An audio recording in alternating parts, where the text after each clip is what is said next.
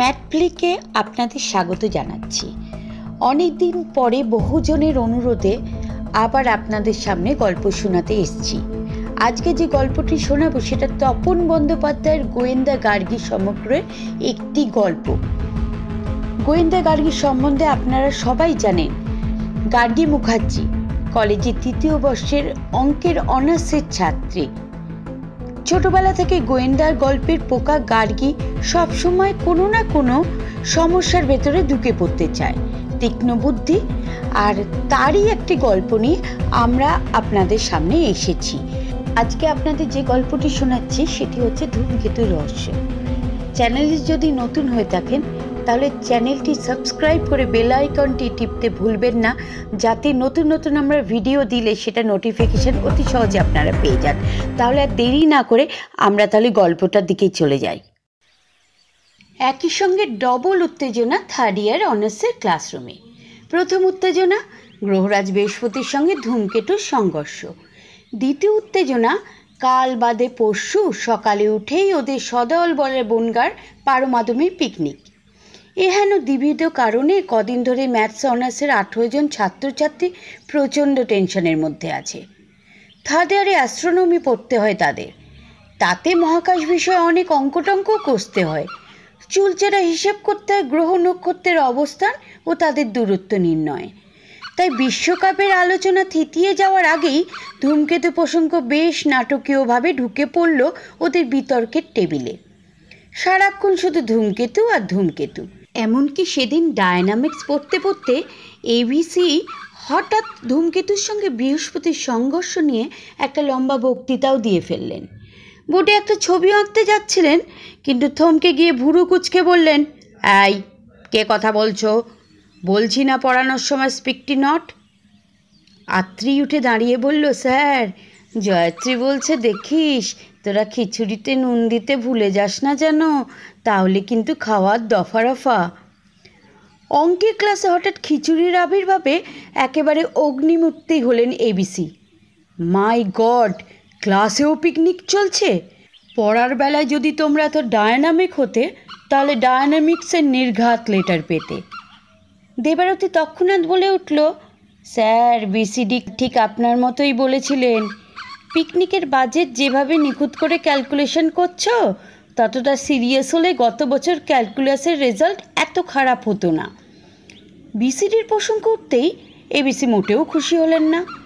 উপেন্দ্রচন্দ্র দাশগুপ্ত বরাবরই স্টুডেন্টদের কাছে একটু বেশি পপুলার। আর কে না জানে জনপ্রিয় অধ্যাপকদের কখনোই পছন্দ করেন না অন্য অধ্যাপকেরা। তাই অহিভূষণ চক্রবর্তী দেবারতীকে ধমক দিয়ে বললেন, বসো বসো। হ্যাঁ, কী যেন পড়াচ্ছিলাম?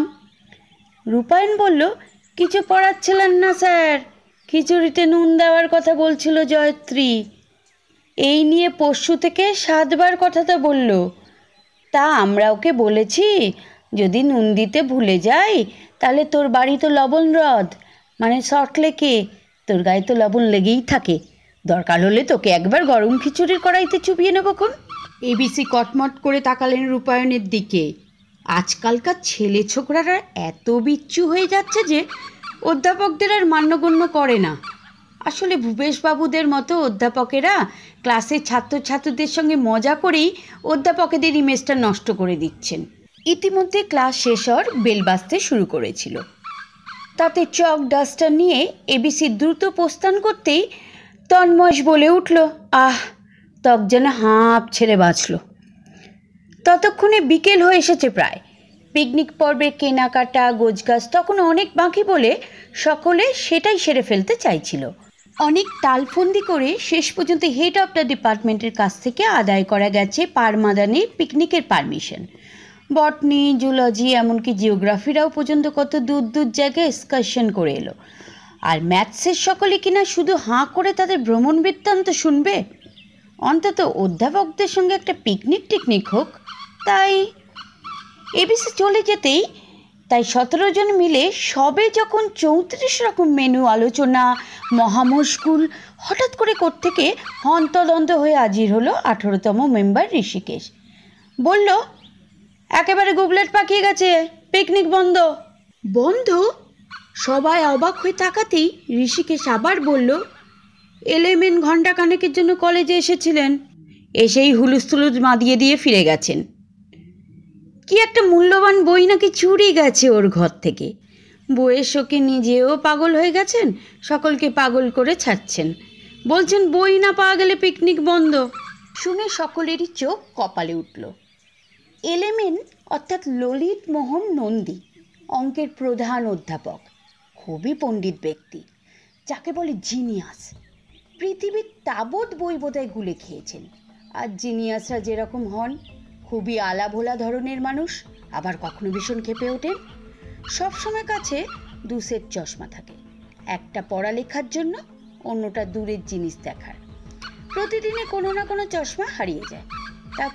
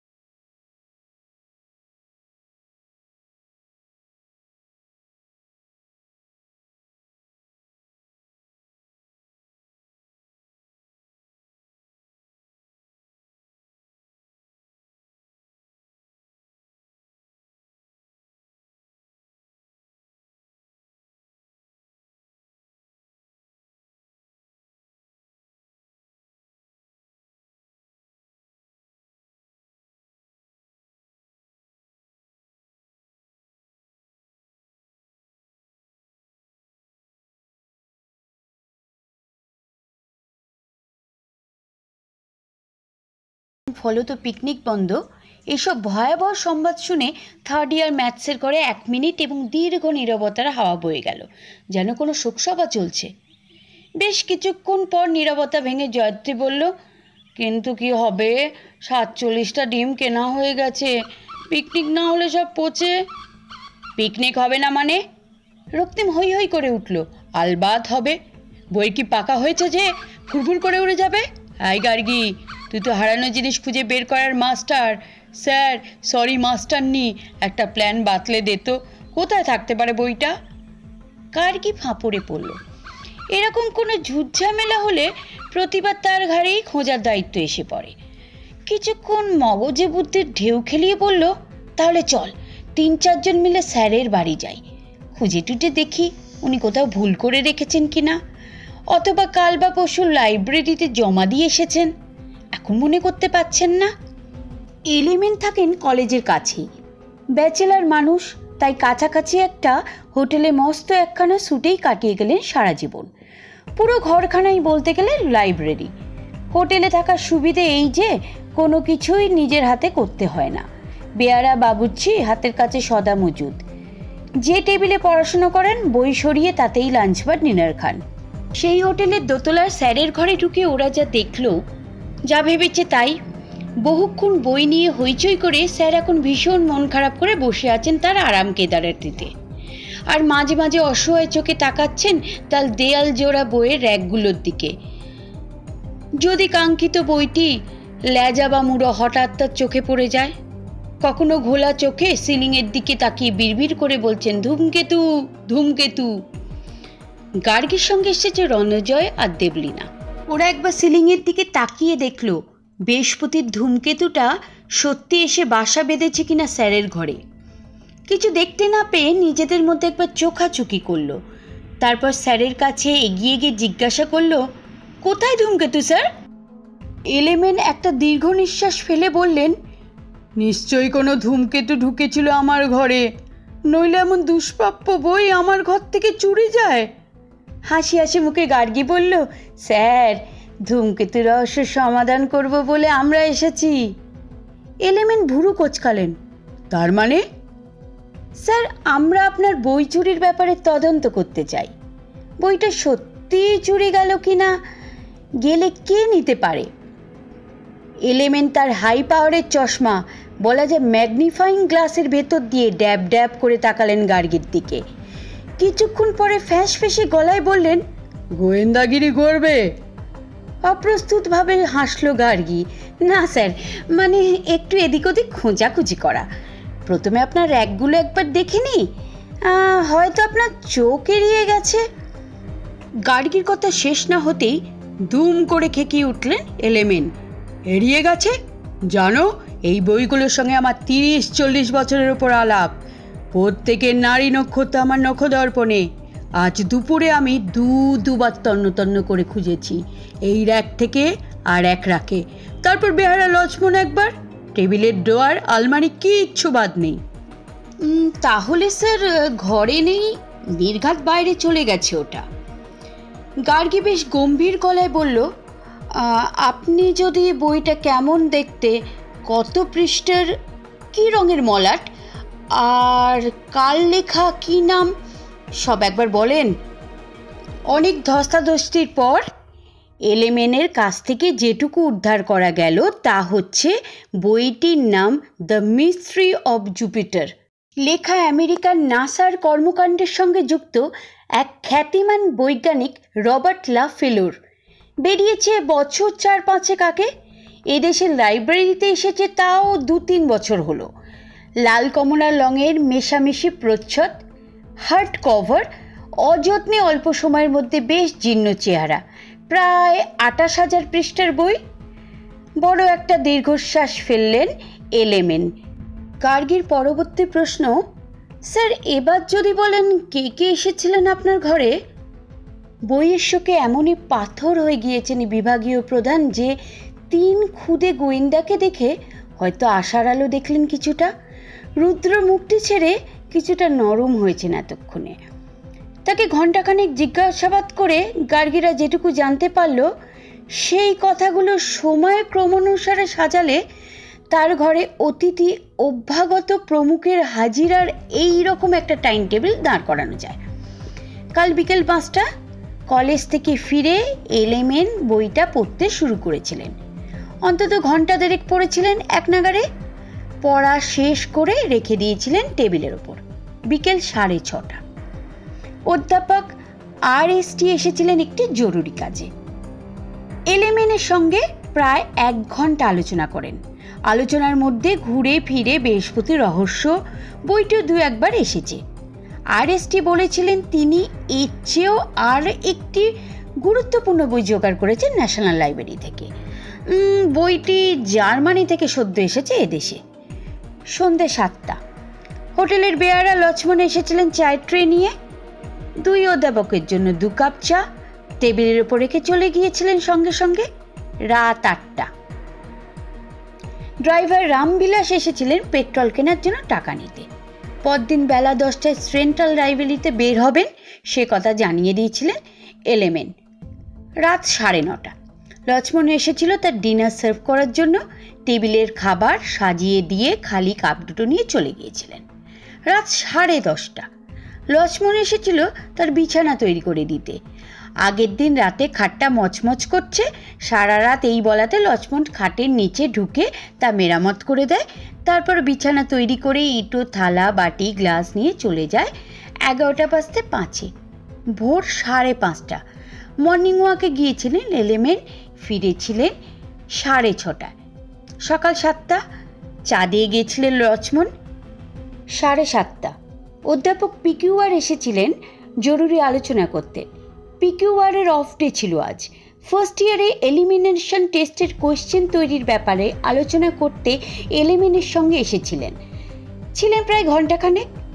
8:30। চা দিয়ে গিয়েছিল লক্ষ্মণ। 9টা। PQR বেরিয়ে যাওয়ার প্রায় সঙ্গে সঙ্গেই থার্ড ইয়ারের রূপায়ণ আর শুভজিৎ এসেছিল পিকনিকের চাঁদা নিতে। 15 মিনিটের মতো গল্প করেছিল স্যারের সঙ্গে। 10টা। স্নান খাওয়া সেরে সেন্ট্রাল লাইব্রেরি যাবেন বলে বইটা নিতে গিয়ে দেখেন টেবিলে বই নেই। আরও ঘণ্টাখানেক খোঁজাখুঁজি করেন। তারপর বেয়ারা লক্ষ্মণও একবার। এতক্ষণ এলিমেন্ট ঠিকঠাক বলে যাচ্ছিলেন পরপর, আর তার চোখ বড় বড় করে শুনে যাচ্ছিল ওরা তিনজন। হঠাৎ ঝুঁকে পড়ে ঝানু গোয়েন্দার মতো রণজয় জিজ্ঞাসা করল, স্যার, আপনার কাউকে সন্দেহ হয়? মানে কে আগ্রহী হতে পারে বইটায়? খুব ক্ষেপে গেলেন এলিমেন্ট, বললেন, কাকে আবার সন্দেহ করব? এই বইয়ের দাঁত ফোটানোর মতো লোক এদেশে খুব কম আছে।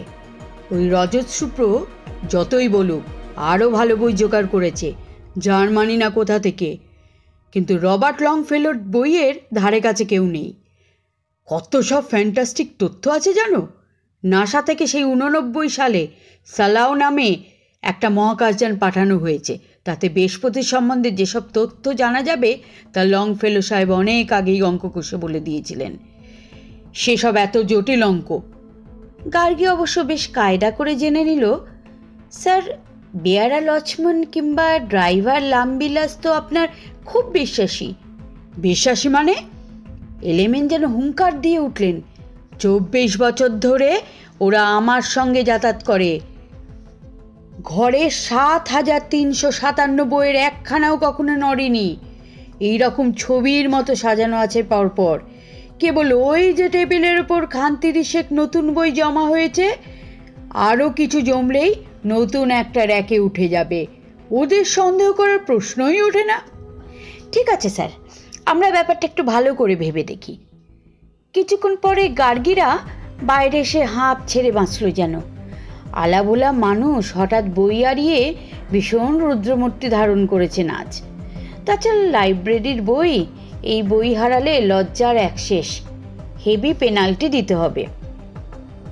বাইরে বেরিয়ে দেবলীনা বলল, তাহলে তো বাকি রইল 4 জন, 2 জন অধ্যাপক আর 2 জন ছাত্র। ওরা কেউ নিতে পারেন বলে আমার বিশ্বাস হয় না।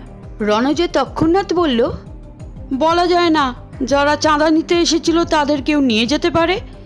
ধুস! দেবলীনা জোরে জোরে ঘাড় নাড়ে। রূপায়ণ খুব ভালো ছেলে, ফার্স্ট ক্লাস পাবে বলে লড়ে যাচ্ছে, তার পক্ষে বই চুরি অসম্ভব। রণজয় বলল, তবে শুভজিৎকে বিশ্বাস নেই, ভীষণ বিচ্ছু। একদিন আমার কাছে গল্প করেছিল, ক্লাস 9-এ পড়ার সময় ফুচকা খাবে বলে মায়ের কাছে পয়সা চেয়েছিল, মা দেয়নি বলে ডিকশনারিটা বেচে দিয়েছিল সের দরে, সেই পয়সায় ফুচকা খেয়েছিল। গার্গী ভুরু কুচকে ভাবল কিছুক্ষণ, তারপরে বলল, তা বলে এরকম ভ্যালুয়েবল একটা বই।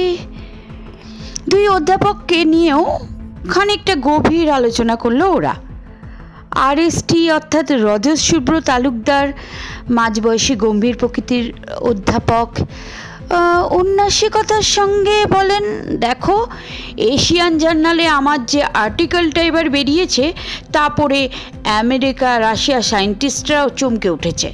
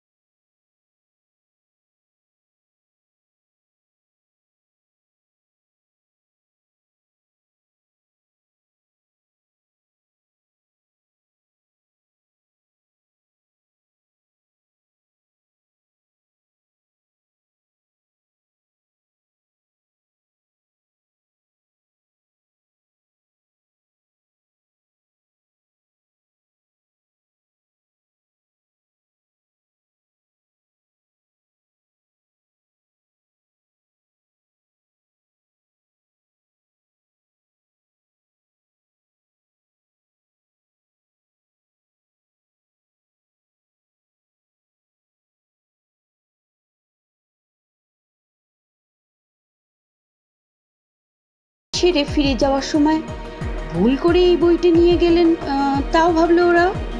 অথবা অন্য পিকিউআর হয়তো ঘরেই ঢুকে ওই বইটি হাতের কাছে পেয়ে হাত পাকার মতো ব্যবহার করেছিলেন। তারপর ফেরার সময় বইটি নিয়ে হাওয়া খেতে খেতে হয়তো নিয়ে গেছেন বলে। গার্গী হাসি চেপে বলল, অমন থানিটের মতো বই দিয়ে হাওয়া খেলে তো হাত ছিঁড়ে যাবে রে। রণজয় বলল, তাহলে নিশ্চয়ই শুভজিৎ। একবার কলেজ স্ট্রিটের পুরনো দোকানগুলো চট করে টহল দিয়ে এলে হতো, হয়তো ওখানেই হাওয়া খাচ্ছে বইটা। দেবলীনা বলল,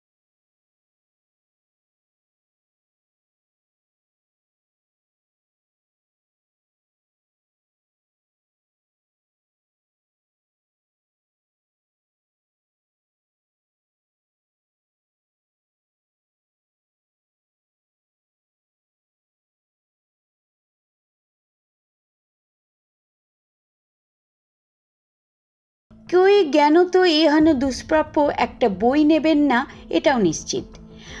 আরএসটিও যে ভুলে তার নিজের বই ফেলে যাননি, তাও এলেমেনের কাছে জিজ্ঞাসা করে নিয়েছে গার্গী। তাহলে বাকি রইল লক্ষ্মণ আর রামবিলাস। দীর্ঘদিনের পরিচিত ওরা, অসাবধানে হয়তো কারুর হাতে চলে যেতে পারে বইটি। বিশেষ করে রণজয় যে বলল, দেখ হয়তো মাথা দিয়ে ঘুমিয়েছে কেউ, এটাও মাথায় চক্কর দিচ্ছিল গার্গীর। বিশেষ করে লক্ষ্মণ একবার এসেছে এই ঘরে, চা, ডিনার, ব্রেকফাস্ট সব সার্ভ করেছে টেবিলে, মশারি টাঙিয়েছে রাতে, তুলেছে সকালে, এমনকি খাট মচমচ করছে শুনে তাও মেরামত করেছে অনেক কসরতে। ভাবতে ভাবতে কি যেন মনে হতে এক মুহূর্ত থামলো গার্গী। তারপরে বলল, এই স্যারের ঘরে আর একবার যাই। বাকি দুজন বিস্মিত হলো। কেন রে, পেলি নাকি ধূমকেতুর সন্ধান? এলেমেনের ঘরে ঢুকতেই সকলকে অবাক করে গার্গী গুড়ি মেরে ঢুকে পড়ল খাটের নিচে।